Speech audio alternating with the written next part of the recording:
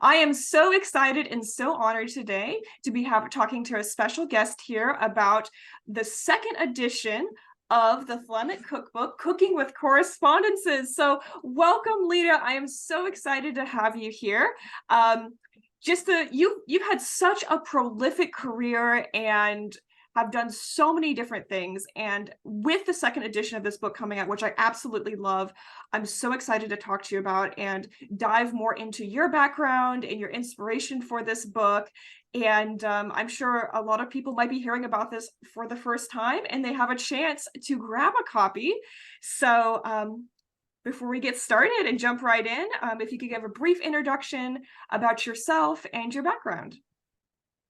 Whoa, well, that would take a while Oh, I because know. I'm on my sixth career as a writer. So let's just say that everything that I've done in my life, I've traveled a lot around 5 continents. So I love to travel, and I get a lot of information for my writing from my traveling, of course. I have an electronics background. I've got a publishing background. I've got a retailing background.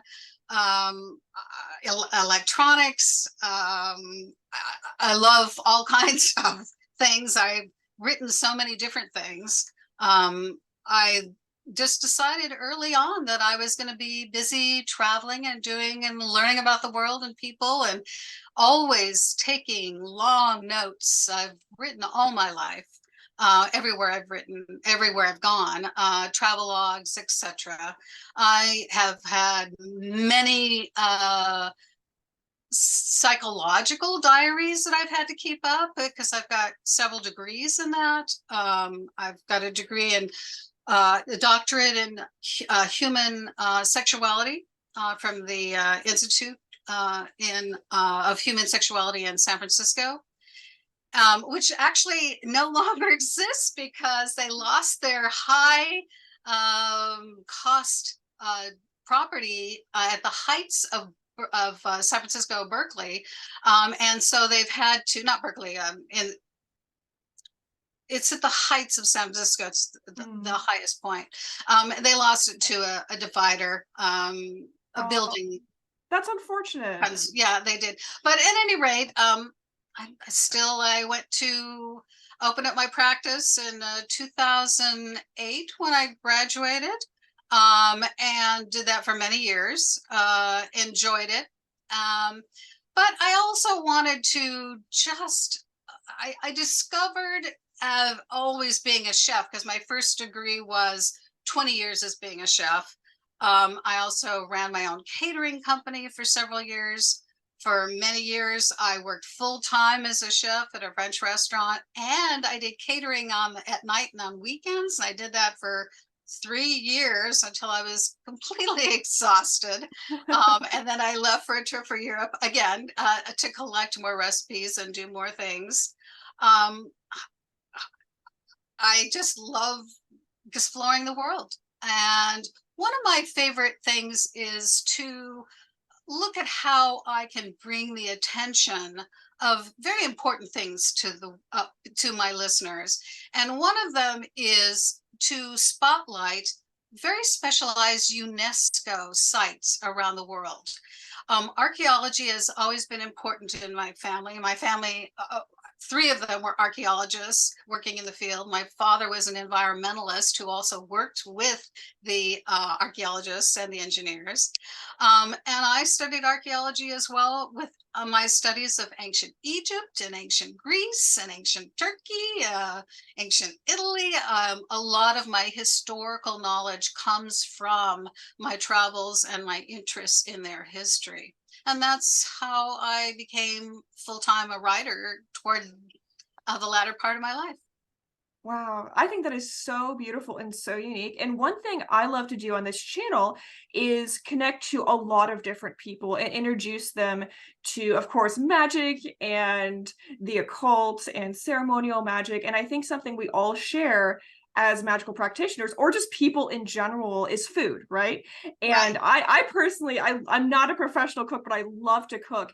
And I think a lot of people are sort of in the position of wanting to get started, take the next step from study to practice. And I think bringing magic into your cooking is such an incredible way to do that. And I remember years and years ago being like, I wish, someone made a Thelemic cookbook and it exists, right? Like here it is. And yay. It And was now this really, interview, yeah. it was born out of a need. I was a master of my local body, Golden Lotus, in Orange County, California. And I needed something to stand by because the same events, the same holy days, the same festivals and feasts were recurring every year. And I thought, Thelema needs something. It's got all these correspondences from Crowley. And then, but what do you do with them? And the most easy way to wade your way through Crowley's correspondences is to make it alive, and that is to create through cooking. It was really born of a need. I saw these holidays coming up. They're so full and rich of corresponding history and what things meant that really lend an important aspect to the way we eat. I have been a vegetarian most of my life. I have traveled and collected recipes, not just vegetarian, but all kinds of foods. I saw early the need to distinguish between what is healthy and what is not healthy. When I became a vegetarian at 16, I said goodbye to meat. I couldn't take the taste or smell of it. But it did not cease my interest in the food. I was curious, why didn't I like it? Why didn't I want it? And so I started looking up the basic historic, like Culpeper. Culpeper is a very famous herbalist in history. And although he's not literally thought of in an overwhelming wisdom of his subject, he was really precise in creating and understanding how plants and animals can be given specific or an organizational way of understanding how food can benefit us. And one of them was really basic with the basic elements. So there's basic foods that come, like when you open your cookbook, like open the cookbook to any recipe that you might find. Woo!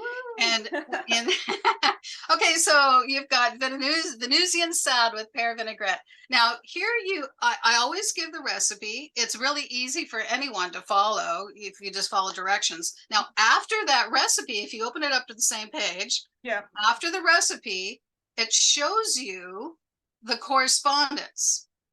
So when you see you've got the directions, and right after the directions, you've got the correspondences below. And it tells you exactly which foods have the basic elements, earth, air, fire, water, the basic aspects of the planets, the 7 classic planets for distinguishing foods.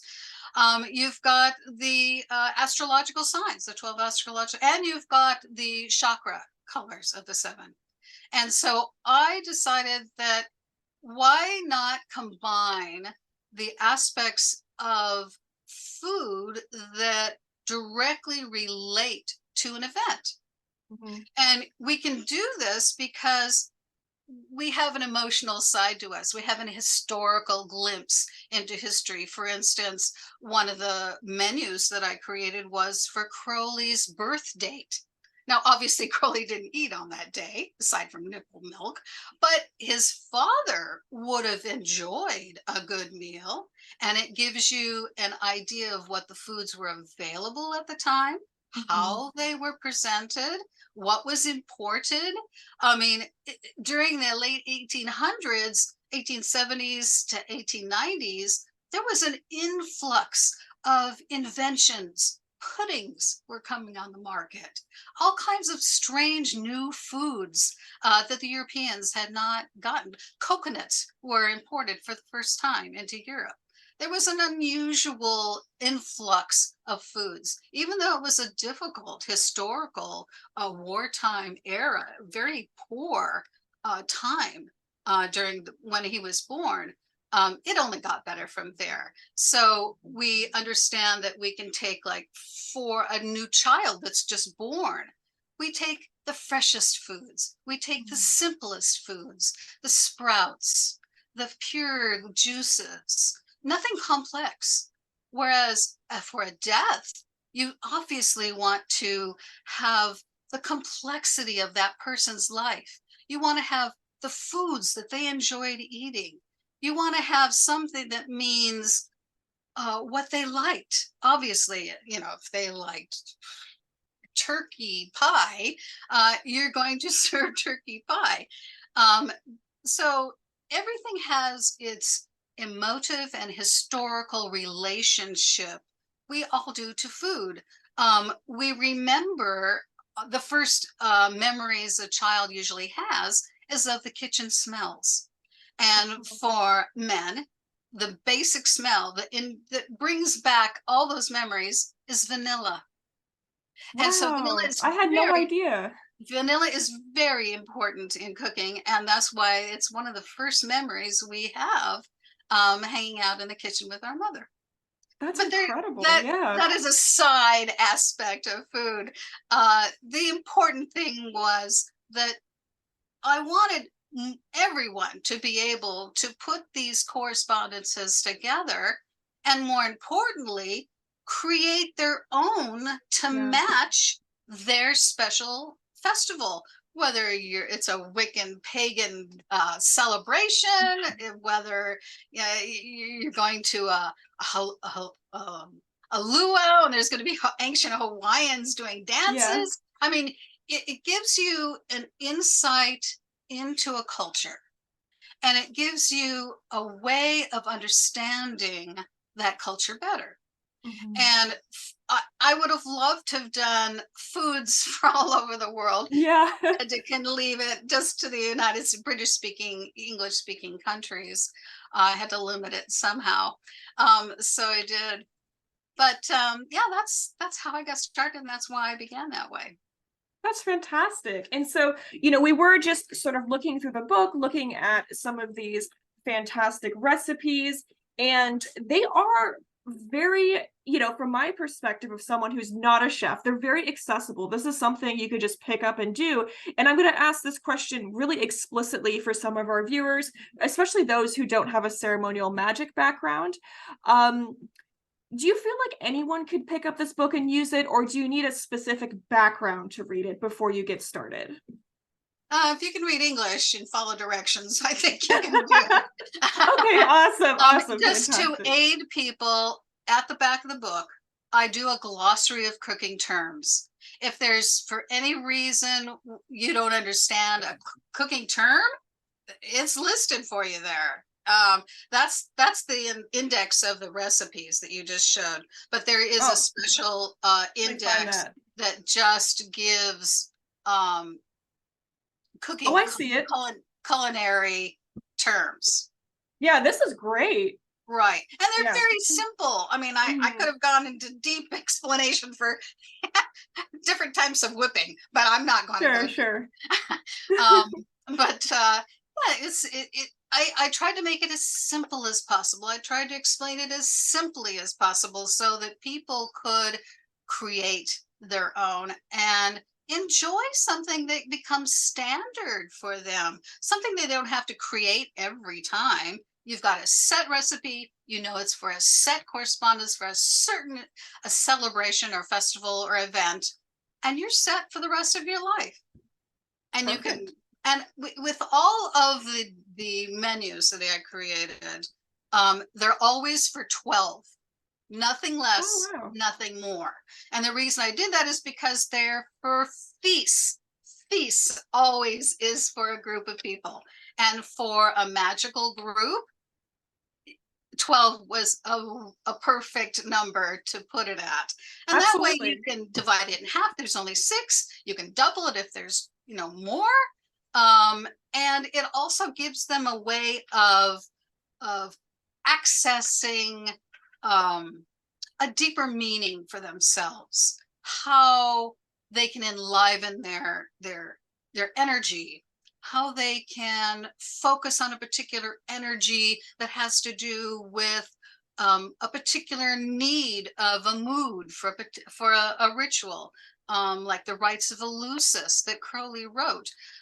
There are special foods that are Jupiterian foods. We just did the Rite of Jupiter at Golden Lotus, and I prepared a Jupiterian feast Oh my food. gosh, I love that. I did a special chicken curry salad that was full of Jupiterian correspondences, and it was surrounded by red purple cabbage for Jupiter Wow. is capital as the color, Yeah. and then surrounded it was different types of lettuces that are spiky and Jupiterian. So yeah, all these things just I needed to make life a little bit easier for me first, and now it's for everybody else. Yeah, fantastic. And one of the fondest memories I have coming out of group rituals or just events in general is, of course, the food and the fraternity you share over that food is so beautiful. Yeah, fantastic. So we talked a little bit about this already, but I want to return to this idea of you talking about the chakras and the elements. What correspondences is your book organized around? Well, I take them one at a time, and as the cookbook progresses, I add on the next correspondence. So Okay. all the recipes in the beginning are just elementary based. I tell you if the food is earth, air, fire, water. As the book progresses in the next chapters, past the thelemic specific ideas in the book, because it starts that way, but then it can go for anything else having to do with correspondences. It doesn't have to be Crowley related. Mhm. So then the next part, I would add the 7 planets when I describe in my correspondences, but I would also say the elements. So I'd say the elements, and then I would say what the planet is. And then I further on, then I would add on the astrological sign. So when you open the book, go ahead and open the cookbook toward the end, Okay. toward one of the last sections of the cookbook. Okay. Any recipe, and if you want to just look at a correspondence, and you can see how I enveloped all of All those right. together. So how So about this Aquarius fruit salad? okay, all right. So Yeah.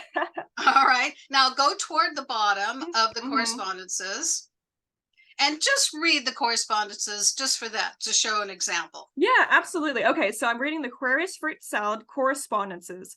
Sun-dried white mulberries are heir of Mercury in Gemini, and kumquats are heir of the Sun in Leo. Banana, sun-dried dragon fruit, and fresh spearmint are heir in Venus in Libra, and the blackberries, kiwis, mangosteen. Did I pronounce that right? Yes. Okay. And passion fruit are water of air of Venus in Libra. The linden flower honey is air of Saturn in Aquarius. You can tell, I'm a Taurus. I like to eat, but maybe not cook.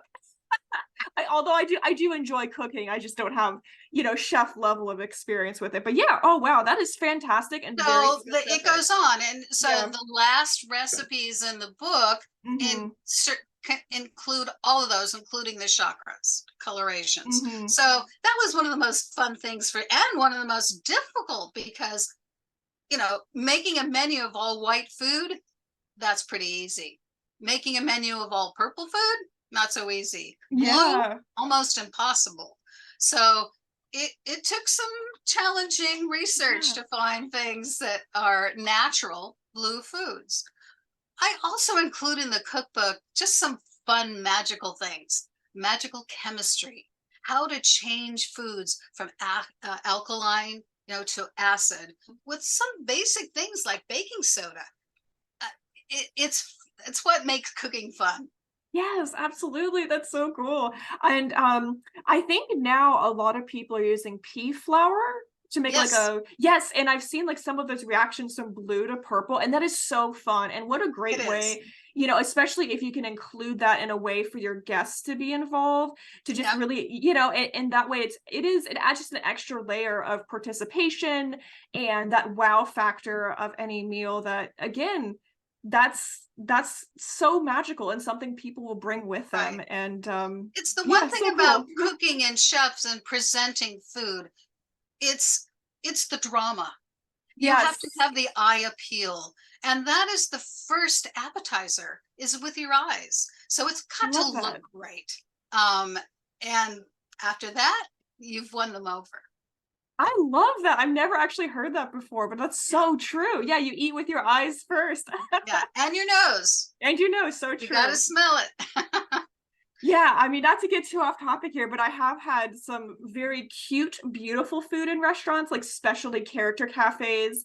And it's just absolutely beautiful, but there's no taste and no smell. And so you do kind of miss that. But when the dish has it all, it's fantastic. That's a success. Absolutely. Um, so how did you come up with, speaking on the topic of correspondences, the additional correspondences ingredients beyond what is listed in Liber 777? So where that inspiration come from, or where did those come from? At an early age, 16 again, I started being a vegetarian. I also wanted to start healing myself. And the more I looked into herbal readers and encyclopedias and historical information, the more information I got about specific foods and what they could do to the body and how to heal I love that. and invigorate. So that was a really important aspect for me. And I thought, it began with words because obviously I've been a writer all my life. So I kept thinking, how am I going, and as a psychologist. So if you can change how a person thinks and feels through dialogue and psychological healing, why can't you do that with food? Because it's one way to write and speak, it's another to taste and eat. And they both comprise a very important aspect of living. So why go with just one? Why not do both? So after I started looking at all my psychological aspects of the self and healing, I thought, well, there's got to be foods that, of course, beyond herbs that will heal and will energize. So that's how I made the transition from thinking about it Mhm. and feeling it to eating it. I love that so much, because who doesn't, first of all, who doesn't need healing, but of some kind, living Sure. our lives. But I think in addition to that, um, I think anyone can pick up Libra 777 and, like, put something together. And I think that's valid. I encourage everyone to do that. But, with your background, your expertise, your experiences, you bring so much more richness than just simply looking at Libra 777. It's absolutely beautiful to hear and get more perspective on everything that went into this book. So I think, of course, I always think, everyone should pick up a copy of Libra 777 and do that. But I think, you are missing out, if you start exploring the world of cooking and food, and you don't have a copy of this book, with all of everything you've poured into it and your background and everything. So, on that subject and moving on, Sure. what recipes in that book do you particularly enjoy? Because I could pick out my favorites, but I'm really interested to hear, what are yours? Well, I've had my favorites all my life, Yeah, and I yeah. made sure to include them in my cookbook. Uh, Probably my very favorite of all time is the walnut cheddar loaf.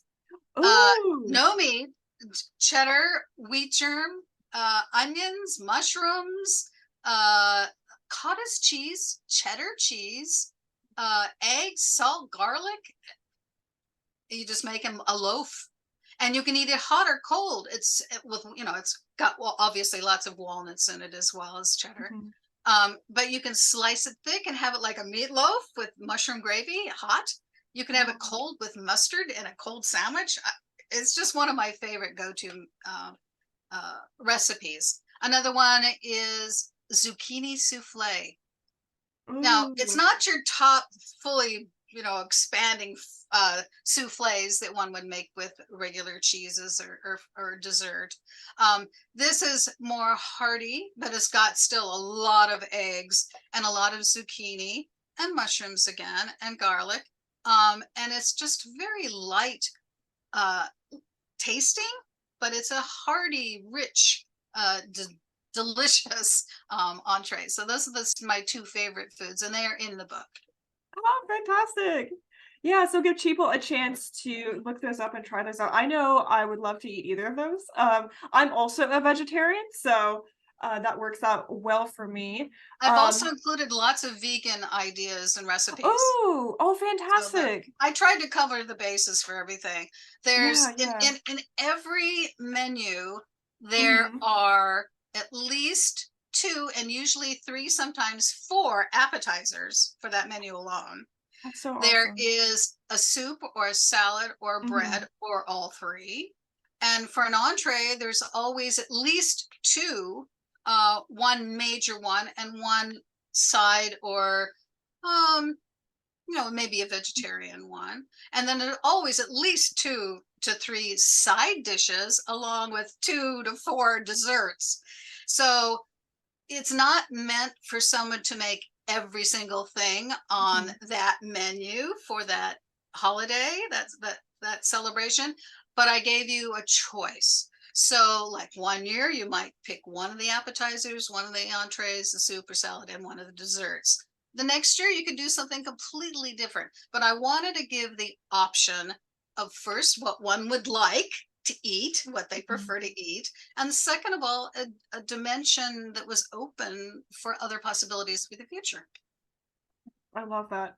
I must confess, when I cook for larger groups, my default is veganism. I feel like there's always a couple of vegetarians, vegans, a lot of different dietary restrictions, um, but it is nice, especially for events where you know, everyone's preferences in advance. You can pick something and tailor it to the event.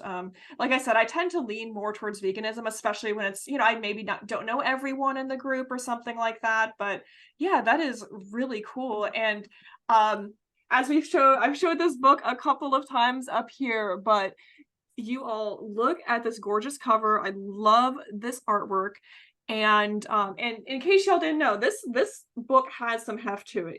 It has you get a bang for your buck. I am not Let me kidding. This tell is you, a from the cover to the last back cover Mhm. of the book is exactly 666 pages. Oh my god, I love that. I had no And I didn't idea. even realize it until Veer, my editor, pointed it out. I went, really? He goes, yeah, you should Oh have my done. Yeah, gosh. there's 656 recipes. He goes, why didn't you just do 666 recipes? I went, please. I think there's plenty in that book. I couldn't Yeah. even I couldn't even add one more page for one picture of one recipe. It would have been a tome. I mean, it's already 4.5 pounds. Yeah. So And and this is fantastic. it's the largest spiral you can even have put on a book. In fact, it was so big that Amazon would not print it Oh because they no. don't do spirals. So I had to find my own private printer, which is local to me, which is Mhm, great. And mhm, I reprinted it 3 times. This book, I was surprised. I've mhm, sold it all over the world: mhm. Italy, Japan, Sweden, Brazil, Wow. Chile, Germany, plus Canada, and Mhm. all over the United States. I was amazed. And Yeah. because it had been 8 years, it came out in 2015. I knew the retailers list at the end where I list, because I have a Mhm, lot of unusual foods that are listed in the book. mhm. And I listed in the back, it's called the retailers list. And I had to redo that Mhm. because of the pandemic and so many businesses going out, ending, their business. I had Yeah. to update it. So I started, I went all the way through the cookbook, looked up every single thing in the retailers list, looked at those companies to make sure they were Yeah. still available.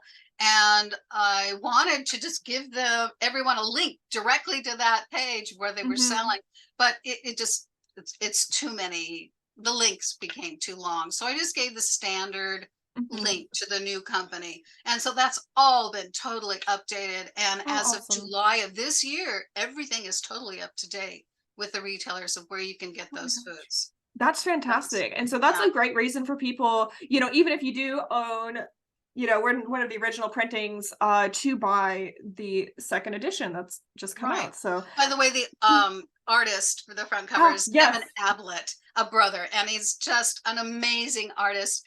I got this idea for the cover in a dream, actually. Oh, that's the I best. wanted Yeah. the pillars of health, and I Mhm. wanted the four aspects of earth, air, fire, water, and the foods that they represented. I wanted the astrological signs and the planets, and he did it. I just said, this is what I saw. This is what I would like. And he did a beautiful job. And I'm very, very thankful for him for doing that. Yeah, I love the art, and it's just absolutely gorgeous. And it's great to hear a little bit about the background of like where that art came from a dream. That's so cool. Some of my biggest artistic inspiration comes from dreams or actually from scrying. Mhm. Um, and I guess I have this idea of like when I try to lucid dream or go into a scrying session, I'm like, oh, I want images like the tarot, or I want these images, and absolutely not. It's like the universe has other plans for me, and and what comes out of the art and the symbolism there is always so unexpected. So I find that very interesting, at least for my own work. But yeah, this is I've beautiful. also been an artist. I've Oh, also okay. been a painter in my past. So Hmm. in fact, I've got a book coming out where it has my own sketches. But I, it's not my dream job. You know what I mean? I Yeah, yeah. enjoy it. I like it. I have a history of artists in my family. Um, and I just decided that writing was my art. Absolutely.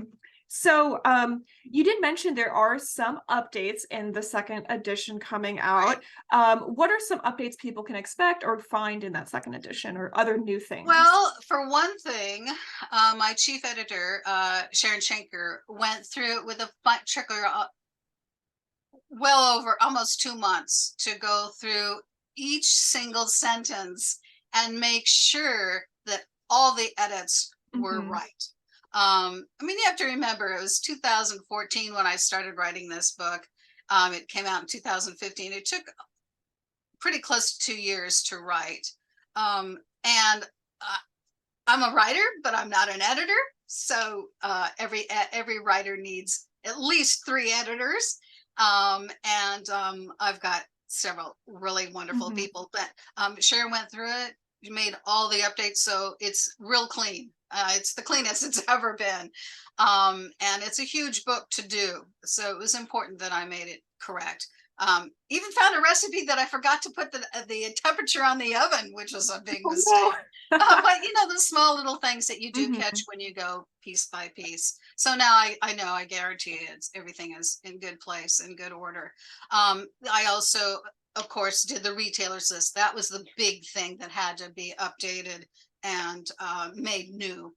And I wrote an introduction to the second uh, edition. So really, that's about all I did. Just a real clean review of everything, the updated retailers list, and the preface to the second edition. Awesome. Oh, fantastic. Um, and as a writer, when you approach your books and your writing, what are some of your biggest inspirations? People and places, the world around us, I love everything. that. I go for walks. I Hmm. watch an old man cross the street. I um, watch a cat chase a bird. I just get inspiration from everywhere. I've Yeah. just finished I finished my 18th book. I've got 13 published, Wow, five are congratulations. done, five are done and just waiting. Hmm.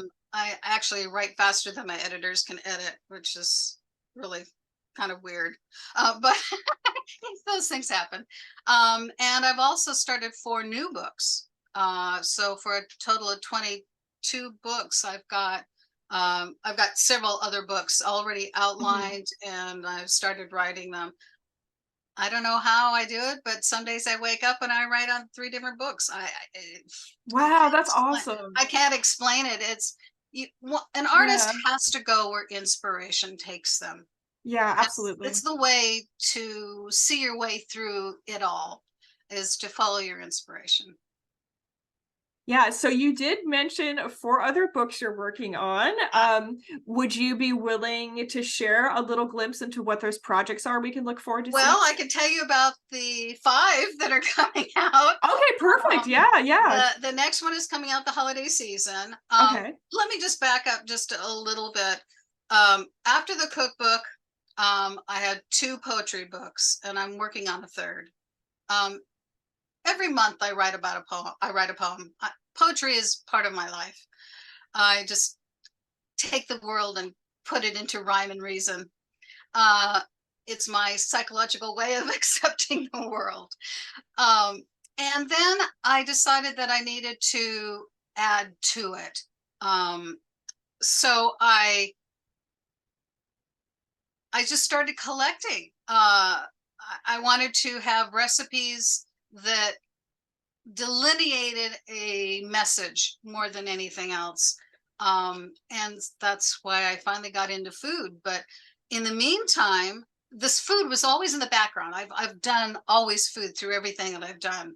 My degrees, everything I've cooked. Um, and it was important that I saw how I could combine them all. And so in my writing, I knew I couldn't put them all in, but in my fictional books, I always add what the characters eat because it's food. I am, because of my archaeology background and interests, I have specialized in 8 of my books on UNESCO heritage sites that the world is protecting and the importance of saving those places.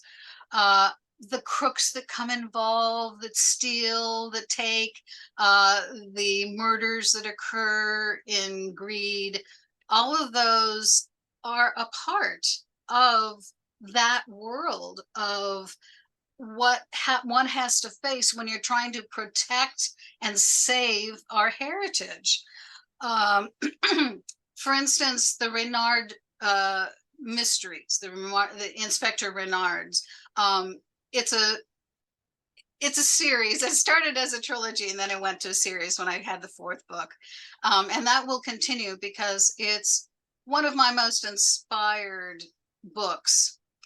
Having grown up without a religion allowed me to look at all the cross-cultural religions.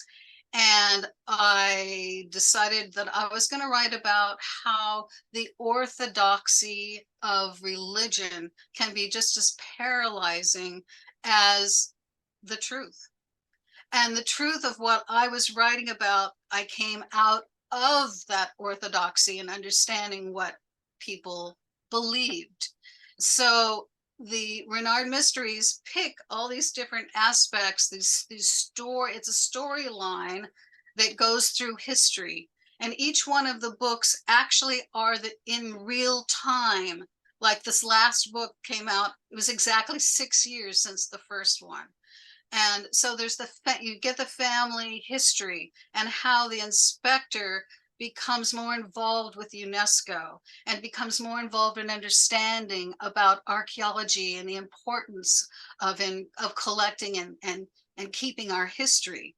So along with all the foods that come from that country and that culture, it was important for me to combine them all. So that's why I started this UNESCO heritage line of books. And they start in France, they go to Greece, they go to Cyprus, they go to Malta, they go to Rhodes. It opens it wide up to so many different countries, and it'll keep going because I've been to those places, and it's it's really rewarding for the writer to be able to put into words where they've been, what they've experienced, their interpretations, and put it into a character that can represent myself and see how the world is in that place and time. And that's what I think makes a good writer. Yeah, absolutely. And one thing that sort of came to my mind as you were talking about, you know, your inspiration for all the different books you're writing and the projects and those coming out is what I like to do as a person and just a magical practitioner in general is I like to have my stuff I'm studying. So I'll always have some sort of nonfiction thing. I mean, typically I lean more towards the academic stuff. But I also really love to balance that out with some fiction because I do believe that fiction allows us to live more lives outside of ourselves. And like you were talking about, including all these World Heritage sites and seeing the world through the eyes of someone with so much experience and just through a work of fiction really broadens your horizons. And I would say it broadens your horizons in a different way than perhaps only surrounding yourself with dusty old tomes of like occult writing. Although I do support the dusty old books, I think it is important, or at least it has been in my experience, to continue to broaden my horizons, my creativity, re-energize myself and my work through a bunch of different ways. So, for a lot of people who are doing book clubs, like I do encourage you, as Lita was talking about, consider, checking out some of her works of fiction, and maybe just including something else other than, Agrippa every single time. I do include occultism in several of my Hmm. books. Yeah. For instance, the one that takes place in England, the Blythewood Curse. It's the turn of the century, and it includes occult symbolism, and magical language, and a witch's hideout. So I included that. I also included things that were very different, like I had to put my doctorate to use. So I wrote a book about sex and sports called Sticks and Balls. A sexologist pokes fun at sports. I I'm love not a big that. sports fan, but the world loves sports. Hmm.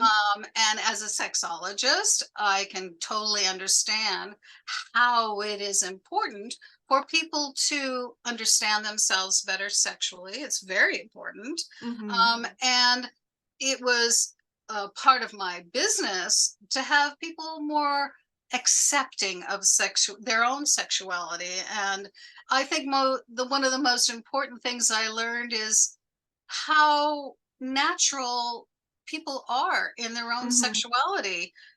They may think it's weird, but if it's common for them, that's who they are. And that becomes a part of who they have to accept within themselves. Naturally, if there are problems, they need to be managed. You don't Hmm. cure a person of a sexual problem. There's no such thing. You Yeah. manage. And so it was easy for me to see how people love combining the sexuality of language in their sports. Baseball is full of them. All sports are full of them. I just chose 35 of the sports that only had a ball and a bat, a ball and a bat or stick. And that's all I started with. And I all of a sudden saw this amazing layer of all of these words that were meaning the same thing. So in the back of that book, Hmm. I've got huge lists of words that people use because some cannot even say particular sexual words without blushing or whispering them. As you've got to be able to speak about what you feel and what you like. Hmm. I mean, how is your partner going to know? But that goes off on a tangent. At any Yeah. rate, the importance of scholastic work, of course, but I added humor. I did a little sexuality inside jokes. It's the kind of thing that one sexologist would joke with another, like um, you know the sport where the men carry these huge logs that are vertical across a space. It's a Nordic kind of competitive Oh, I've sport. totally seen videos of that. Yeah. Yes, Like a yes. strongman kind of Right. competition Okay. thing. So, Yeah, yeah. all right. So here's this man. No women do this, only men. So what they do is they go up to it and they lift this thing and they pull it. So what do? They hold the base at their crotch. That's the one pole thing that they can hold on to, right? So they've got this huge phallus in front of them. Hmm. Of course, that's sexual. I mean, how else could it be? What else? How else could you interpret it? No man is going to want to carry a log from here to there. No, there's a reason, because they can claim this as part of themselves. Yeah. It's a masculine, um, energetic experience for them. So that was a fun book to write. I enjoyed that.